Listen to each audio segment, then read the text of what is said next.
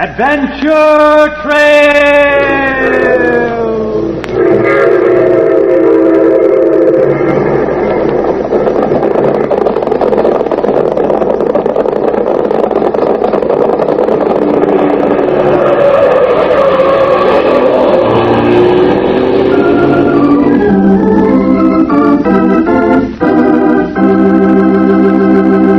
Hello, gang. This is the Adventure Man, a new radio friend of yours.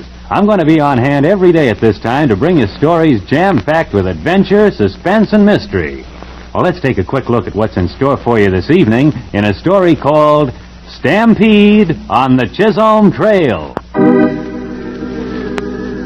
Jim wheeled his horse and drew his .45. He shouted, "Maxwell, they're here!" and fired 2 shots toward the sound he'd heard, putting the cattle into a wild, plunging stampede.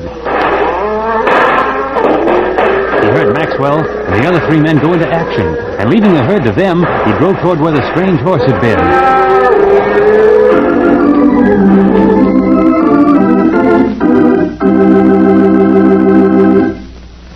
Well, that's just a sample of Stampede on the Chisolm Trail.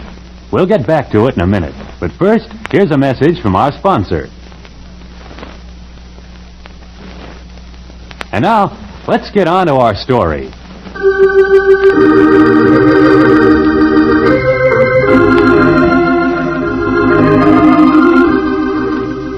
One of the most famous and fabulous landmarks in the long and colorful history of the West is the Chisolm Trail, a route that the ranchers followed as they drove their great herds of cattle from the rich rangeland of the southern section of the Plains country to the railroad centers of the north.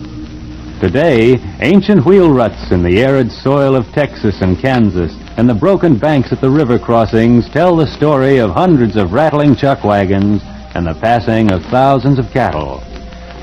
But there's little to tell of the passing of countless men who died along the trail, or of the honest fortunes lost and dishonest ones gained by those who matched wits and six-gun skill in the fight of law against lawlessness, the fight around which our story tonight is woven.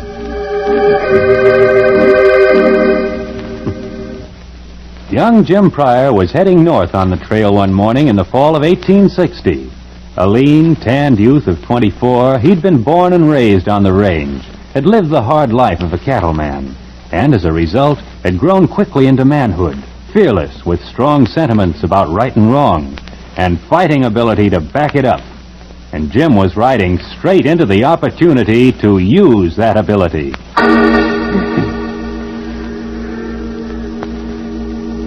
It was in the middle of the afternoon when Jim caught up with the herd that had been ahead of him. It was spread out in front of him as he approached, a good 450 or 500 head. He noticed first that there were no fringe riders, and then he saw what appeared to be the whole crew gathered in a group, some of them astride their ponies, others standing. Jim reined up, and even at that distance, he could tell that anger was ruling the group. Arms were waved threateningly now and then, and the men moved fretfully. One of them in particular was obviously incensed, a big man. He walked to and fro, taking his sombrero off his bushy head and putting it back on. His arms rose and fell, and suddenly he walked up to another of the standing men, stood there for a second, and abruptly his right fist drew back, snaked out, and landed on the other's chin, dropping him to the dust. And then the group left the fallen man, put spurs to their horses, and threading their way through the herd, rode off to the north. Jim rode up to the figure on the ground after they'd left, dismounted, and pressed a wet bandana to the man's graying temples. He stirred and groaned, and when his eyes opened, Jim grinned at him. "Don't appear that you got many friends in that bunch. Leastways, they ain't very careful of how they treat you." The man got slowly and painfully to his feet, slapped some of the dust from his clothes. He looked at Jim. "What do you want?" Well, it didn't take young Pryor long to explain that if there were anybody in sight who looked like he wanted or needed anything, it was the bedraggled-looking character standing in front of him. It took a little time for the story to come out, but when it did, Jim Pryor found himself with a new job, a job that promised nothing but a short future, a very short future.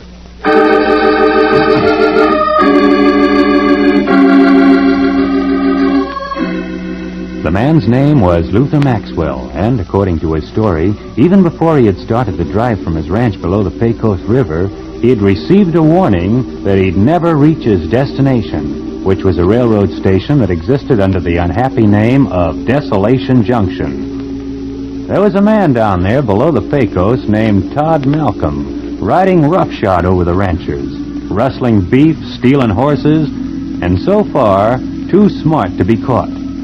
He'd warned Maxwell that he'd lose his herd, and there was little doubt that he was the one who was planning to take it over. And now, Maxwell with only 3 men left, a cook and 2 handymen. It looked like Malcolm's threat would be made good. Maxwell clenched his gnarled fist when he finished the story and stared off into the north. A lowering sun looked into his grizzled face and caught the hard glint in his eyes. By tarnation, I'll fight him alone if I have to. It was at that moment, admiring the fighting determination in the old man, that young Pryor decided to throw good sense over his shoulder and join Maxwell in the one-sided battle. 1,000 cattle to drive and a band of rustlers to fight. Heavy odds for 5 men. There was no help for them to call on out here. No law except the law of the 6-gun. The law of the Chisolm Trail.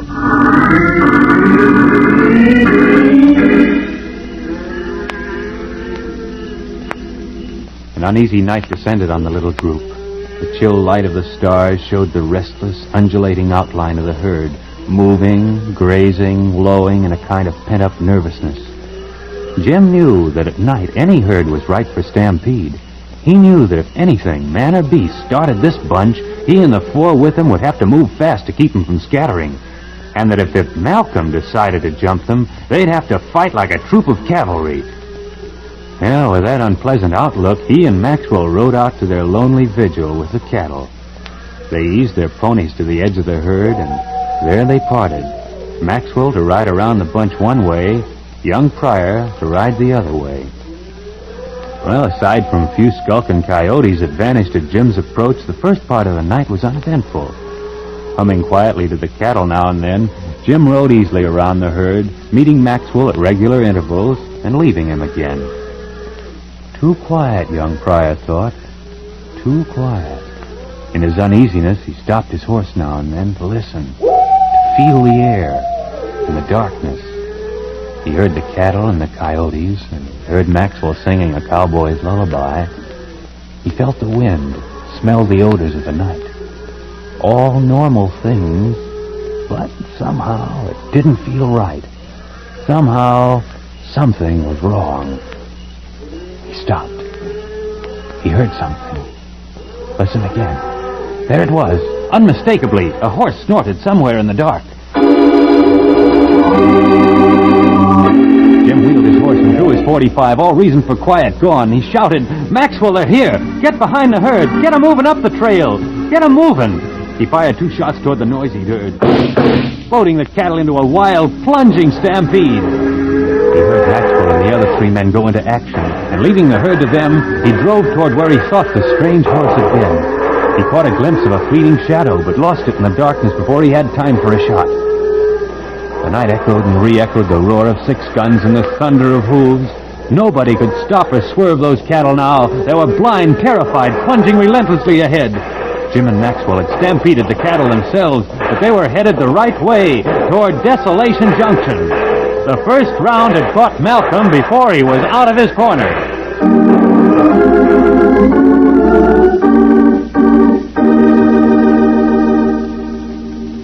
There was a feeling of victory in Maxwell's small group the next morning. The cattle had run themselves out before dawn and now had settled down to a steady, mile-eating pace. 5 men had won out over many times that number. 5 men and 500 cattle. But both Jim Pryor and Maxwell knew that only a few hours would pass before they'd have to face Malcolm's men again. That was certain. So, choked with dust kicked up by the thousands of hooves, weary and saddle-sore, young Pryor and Maxwell tried to work out a plan.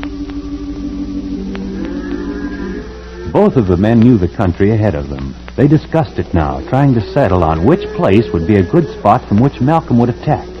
It It's an old rule with men who fight other men. Put yourself in your enemy's shoes. And doing that, discarding this place and that, they narrowed the possibilities to three. 3 places from which Malcolm could attack. With the odds they had stacked against him, their only hope was in being sure. And the only way to be sure was to go to each of these 3 places and find out if Malcolm were there. Jim, the cook, and one of the handymen volunteered for the job. Each man to look into one of the possibilities. Each man standing a 1 out of 3 chance of facing Malcolm's gang alone.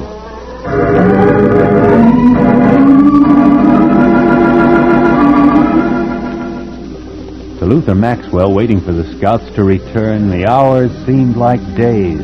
1 passed, 60 long minutes, another, and then the cook came back. He'd found nothing. Another seemingly endless period of waiting while the sun slanted toward the western edges of the empty land. And then, riding wearily, young Jim Pryor joined them. He had found nothing. More time. And finally they had to accept it. The handyman had run into Malcolm's men. Was he dead now or captured? He had traded one fate or the other for the information so badly needed. But now they were sure Malcolm and his men were a few miles ahead in Skull Canyon. Skull Canyon. Both Pryor and Maxwell knew the place, near a river crossing. A short canyon on their right, dead-ended. In their mind's eye, they could see the gang. There was a pocket on one side, an indentation in the canyon wall. That's where they'd be, out of sight. The river crossing did away with the idea of trying to stampede the cattle by. They had to slow down for the river. And suddenly, Jim had it. There wasn't time to argue the pros and cons of the plan. It had to work, and they had to move fast.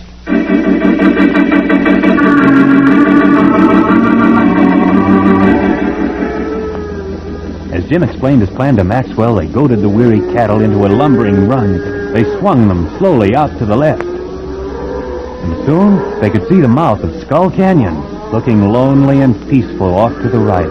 They pushed the herd a little harder, a little faster, swinging out away from the canyon. And Jim held his position, but the other men shifted theirs, moving to the other side of the herd. They were almost abreast of the canyon, and Jim was ready. He raised himself in his stirrups, he waved his hand in a signal, and Maxwell and his 2 men went off into action. Guns roaring, they pushed their horses into a gallop and started turning the head of the herd. Faster and faster they moved until they were headed directly toward the mouth of Skull Canyon.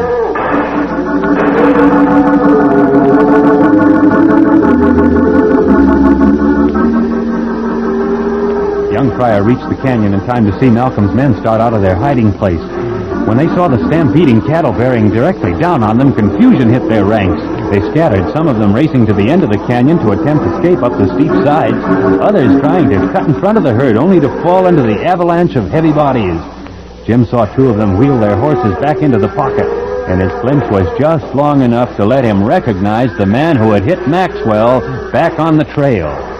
The other man, Jim guessed, was Malcolm himself. He dropped from his horse and, going partway up the canyon side, started toward the 2. He reached down and loosened the 6-gun in his holster. It took a second or 2 to wipe the sweat out of his eyes as he reached the edge of the pocket. And then he moved quickly into the open, crouched slightly, his arms bent a little at the elbow. "I'm calling this hand, Malcolm." The 2 men whirled to face him, their gun hands streaking toward their hips. Pryor's coat slid out of the leather in one easy, lightning-like movement, and at the same time he made one quick step to the left, and the 6-gun roared. In a matter of seconds, it was over. Malcolm jerked forward, took a step, and crumpled. The other man whirled and fell as Jim's slug crashed through his shoulder. Young Pryor walked over to the 2 men. As a precaution, kicked their guns out of reach. "Didn't know 5 men could put up such a scrap, did you? Leastways, 5 men and 500 dogies."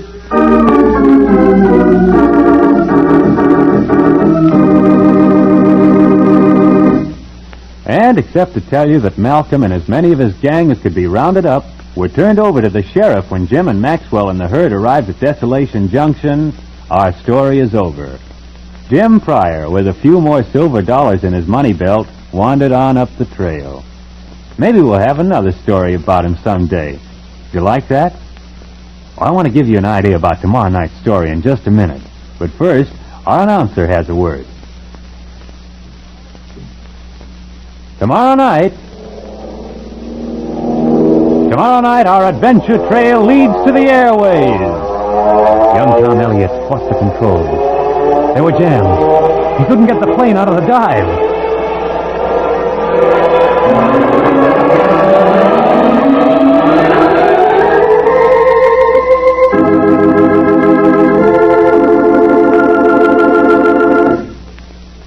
Join us tomorrow night along Adventure Trail.